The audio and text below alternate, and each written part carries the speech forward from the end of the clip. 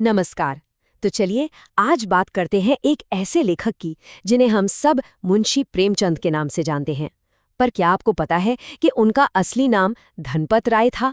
ये कहानी सिर्फ एक महान लेखक की नहीं है, बल्कि ये कहानी है उस इंसान की जिसने मुश्किलों से लड़कर जीतना सीखा। प्रेमचंद वो आवाज बने उन लाखों करोड़ों लोगों की जिनकी बात कभी किसी ने सुनी ही नहीं। तो सवाल ये उठता है कि आखिर कैसा रहा होगा उस इंसान का जीवन जिसने साहित्य की दुनिया में इतनी ताकतवर आवाज बुलंद की। आइए पता करते हैं। उनकी कहानी की शुरुआत से ही ऐसा लगता है जैसे संघर्ष उनका हमसफर बन गया था। उनका बचपन, उनकी जवानी, मुश्किलों की एक लंबी दास्तां है, और यही दास्तां आगे चलकर उनके लेखन की मजबूत नींव बनी। उनके जीवन में ना मुश्किलें बहुत जल्दी आ गईं। जरा सोचिए, सिर्फ 8 साल की उम्र में माँ का साया सिर से उठ गया। फिर 15 साल की उम्र में जब वो खुद एक बच्चे ही थे, उनकी शादी करा दी गई। और मानो ये काफी नहीं था, ठीक 1 साल बाद पिता भी नहीं रहे। अब पूरे घर की जिम्मेदारी इन्हीं के कंधों पर थी। ये वो रकम थी जो उनके पिता महीने में कमाते थे। वो डाकखाने में क्लर्क थे और तनख्वाह थी सिर्फ 20 रुपए।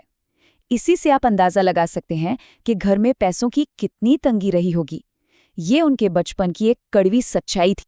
और इसी तंगी के बीच वो घर चलाने और अपनी पढ़ाई का खर्च निकालने के लिए ट्यूशन पढ़ाते थे।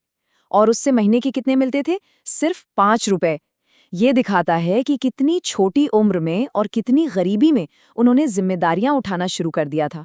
लेकिन इतनी सारी परेशानियों के बाद भी एक चीज थी जिसने उनका साथ कभी नहीं छोड़ा, और वो थी पढ़ने और सीखने की जबरदस्त लगन।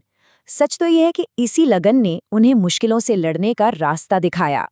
उनकी ये लगन कितनी मजबूत थी, इसका अंदाजा इसी बात से लगाइए। वो रोज 5 मील पैदल चलकर कॉलेज जाते थे, फिर खर्च के लिए ट्यूशन पढ़ाते थे, और जो भी समय बचता उसमें किताब की दुकान पर बैठकर उस दौर के बड़े बड़े उर्दू उपन्यासकारों को पढ़ते थे। यहीं से उनके अंदर का लेखक तैयार हो रहा था। अब जैसे जैसे वो बड़े हुए, उनकी जिंदगी सिर्फ संघर्ष की कहानी नहीं रही। उनके फैसलों में उनकी मजबूत सामाजिक और राजनीतिक सोच साफ झलकने लगी। उन्होंने हमेशा अपने आराम से पहले अपने उसूलों को, अपने सिद्धांतों को रखा। उनके जीवन के ये 3 किस्से देखिए, आपको उनकी हिम्मत का अंदाजा लग जाएगा। पहला, उन्होंने एक बाल विधवा से शादी की, जो उस जमाने में समाज के खिलाफ एक बहुत बड़ा, एक क्रांतिकारी कदम था। दूसरा, उन्होंने सोज़े वतन लिखकर सीधे सीधे अंग्रेजी हुकूमत को चुनौती दे दी।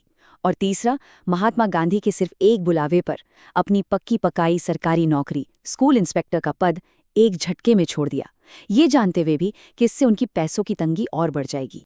और जानते हैं, उनके जीवन के यही संघर्ष, यही सिद्धांत बाद में उनकी अमर रचनाओं की जान बने।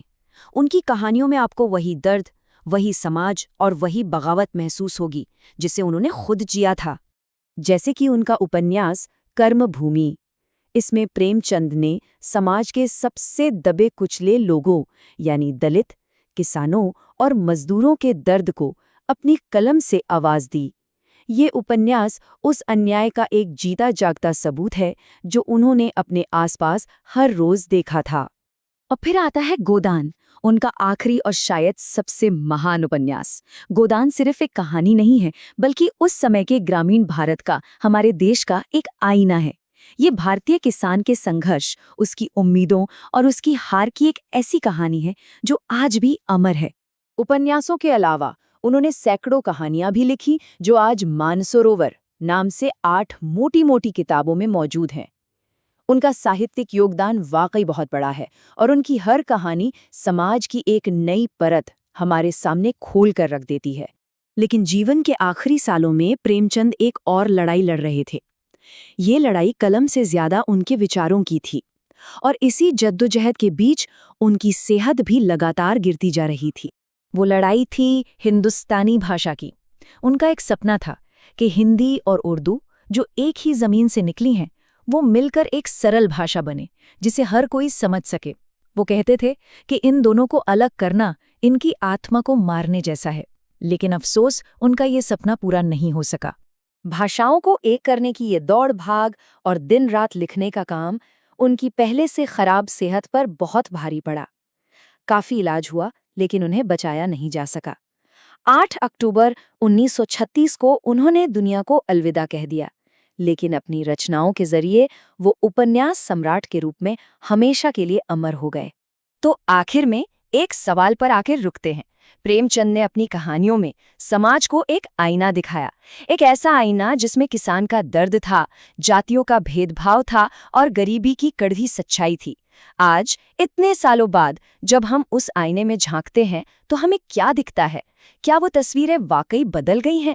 इस पर सोचने की जरूरत है।